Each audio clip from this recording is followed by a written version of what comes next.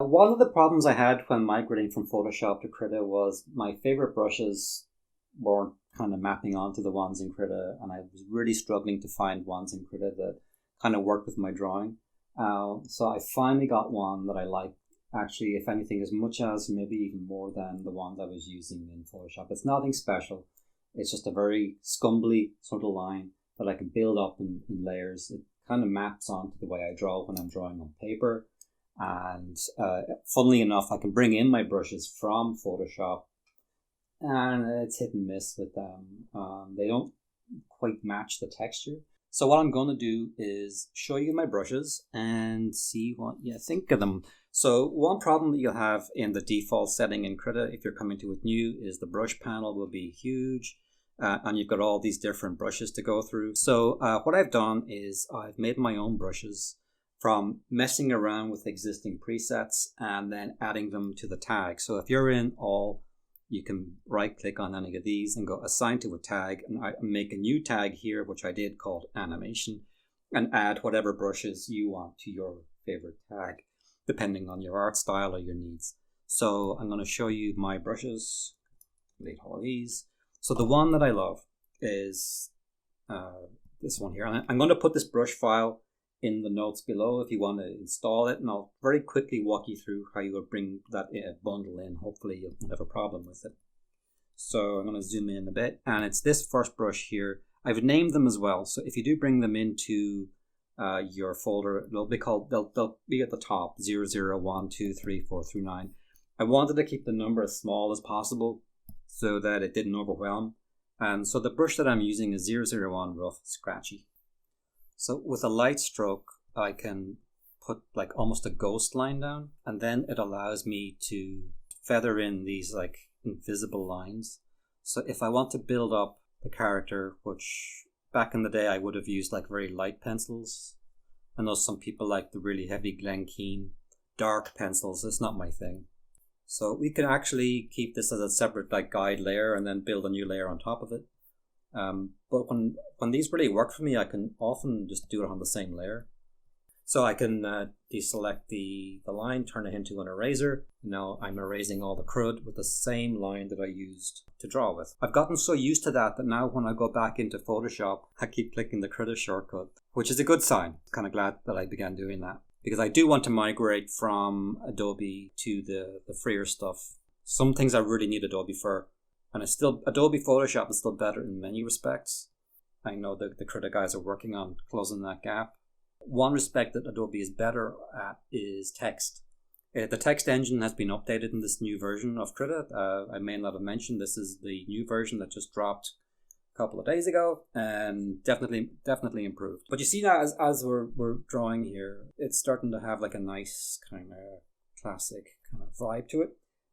Hover my key over the cursor over that, Alt M, and I can check for symmetry. If anything is slipped, looks okay. Let's give them like harpo marks kind of here.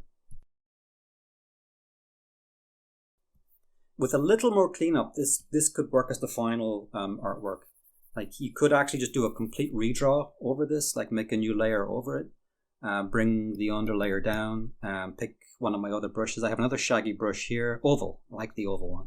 This shaggy brush is one that I brought in from Photoshop, and it has some nice like effects to it, and I will use it, but it's not quite the same as it was in Photoshop, so it kind of bothers me a bit. But let's say we want to have like a slightly heavier line and kind of a halfway house. One problem with going in with cleanup too tight is it's sterile, so it's nice if we can keep it loose. And sometimes you got to go in really close. This is just a problem with tablets in general, I think, to get the maximum quality line. I don't have a sponsor, so if you want to support my work and help it to continue, you can subscribe to my Patreon. I'm making new animation projects week by week and providing animation assets that can be downloaded and used. I also have a very large collection of tutorials in the LinkedIn Learning Library covering animation and design, and I'm putting all the links to these in the notes below. And you can taper lines as well when you're doing this. So this one here, I tapered the lines so that there's more of a shadow where you would expect there to be a shadow in reality. If you want to go that way, you can do that. And another drawing tip is the point of origin, and I'm being a bit loose with it here, but there's an imaginary point of origin here. You might put the point of origin there and make it even tighter. I'm just being a little sloppier with it, and that's fine. But any further lines that I would do, I would, again, imagine that point of origin here, and we would continue to expand them from that. Go away. So I can set the eraser opacity to 100 and the brush opacity to 40, and that way I can clean up as I go. You could even have this line here, like going up to the line of the point of origin there too. So classic Disney Bluth design is a lot of that.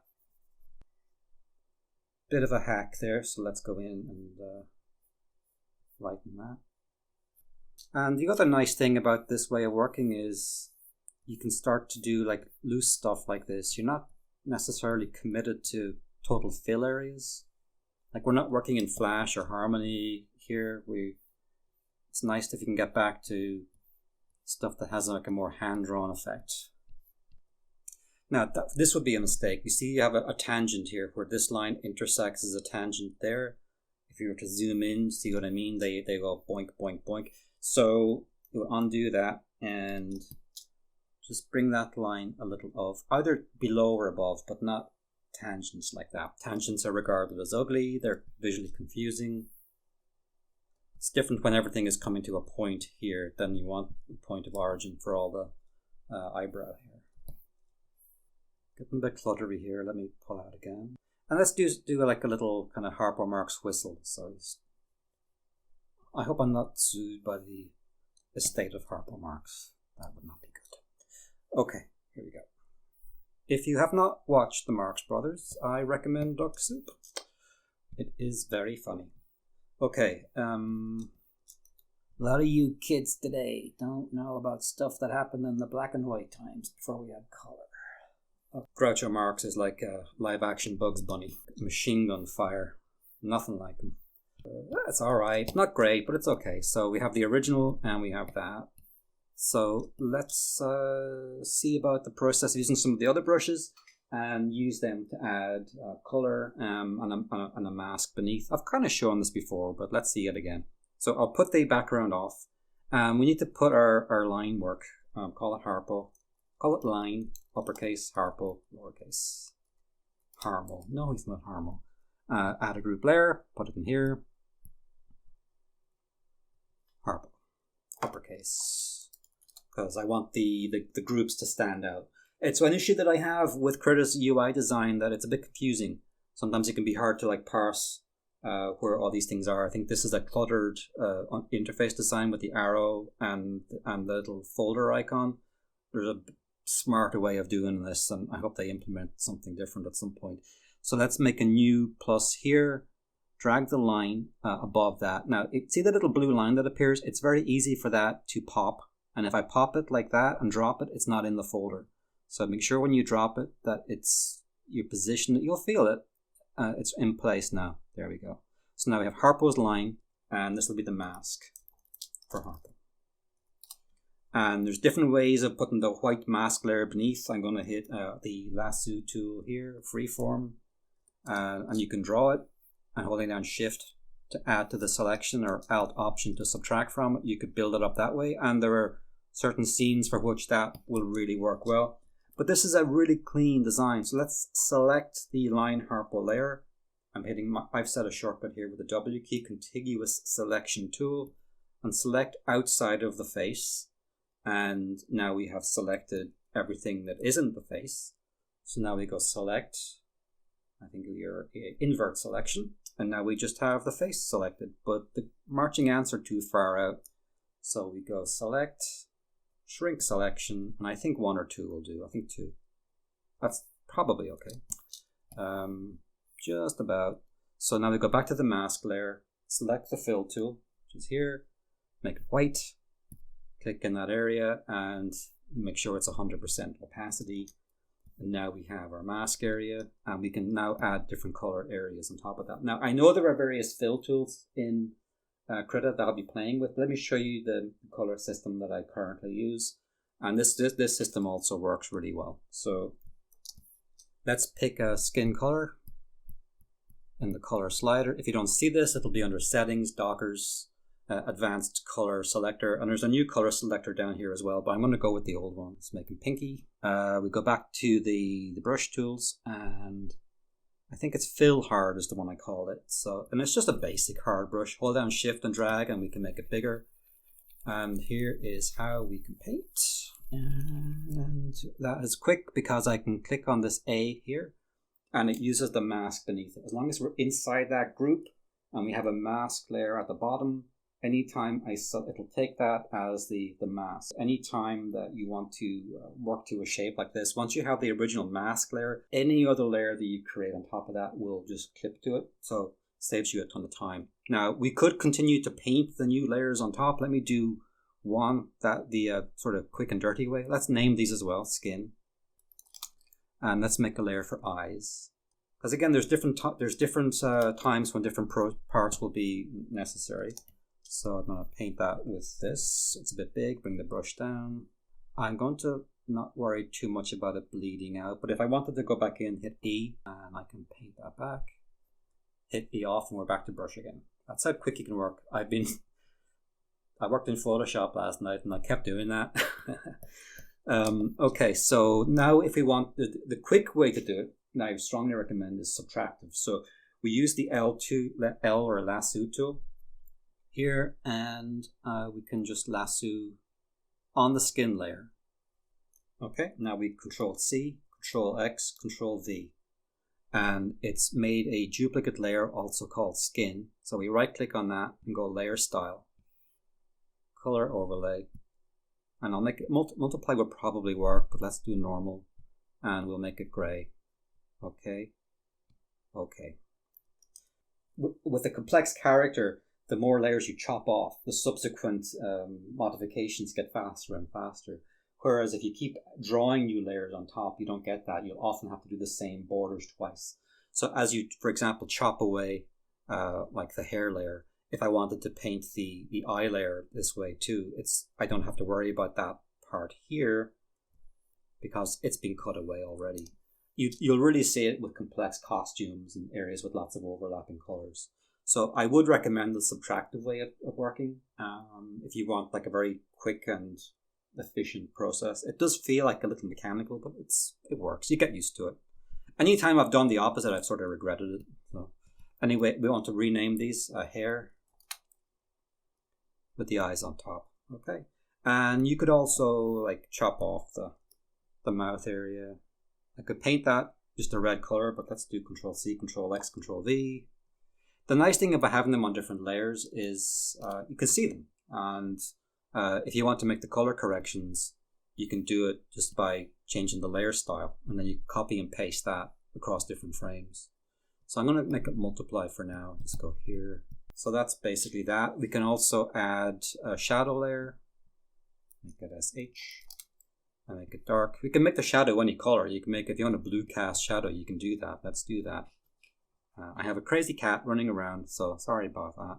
So we can do a shadow with a softer brush now, and let's bring the shadow opacity down to say 33 and fill soft. Let's see what happens when we go to, got the fill soft brush, and so you can paint it in like that. So you can get all kinds of different effects. And the other thing too, to be sure that we do, is we set the alpha too. So that way if we accidentally spill outside here and we have alpha on, we won't see that. So let's put the background back on too, and then we can start building that up. So I'm not going to worry too much about this because it'll be here all day. But anyway, this is, if your brush is on opacity, you can take it down. If you want to be really subtle and go for like a more realistic effect, you can build it up like that. And if you've bled over the edge, again, hit E, and now your brush is an eraser, and you can make it smaller and go in and tighten it up. So there's this kind of back and forward with it that enables you to get very subtle effects. Like if you want, for example, to have like an underlight here, let's go back to eraser and make it a bit smaller. All these effects are quite doable in KRITA, which I use a lot of these effects in Photoshop too. And if you want to really just get rid of some of the crap, then we can put the opacity back up to 100 for quicker fixes. You can do kind of Renaissance art style stuff by using this method as well. If you're not happy with the intensity of that blue, Control U, and we can take the saturation down to something like much grayer, maybe not too far. Click OK. And we can add a highlight layer, LT, make this one white. Again, we can make it yellow. You know what? Make it yellow. Back to our brush tool. Again, we're on the soft brush. We're on a low opacity. Make it a bit bigger. It's bleeding off the edge again, and it's a bit too hard. So let's bring the opacity down a bit. Make the brush a bit larger. And I think maybe make that yellow a bit whiter. And notice too, it's bleeding onto the white. So let's hit the mask on. Sorry, I have a snoring cat in the background. So that is the beginnings of the additions of like lighting effects. There's no stopping the amount of layers you want to add. If you want to add 10 layers, it can be mayhem, but you can do it. You can keep adding them. Even on this one layer, we can maybe go a bit whiter. The other thing that you can have is a specular layer. When you have like a couple of spots, call it LT spec or specular. Make this one really white. Maybe bring the opacity up, bring the thing down. Let's get rid of that, do it again.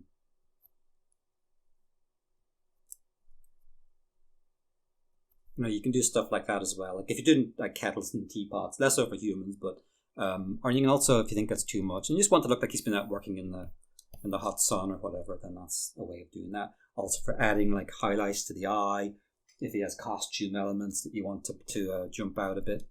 So that's basically it. You can keep going and going and going.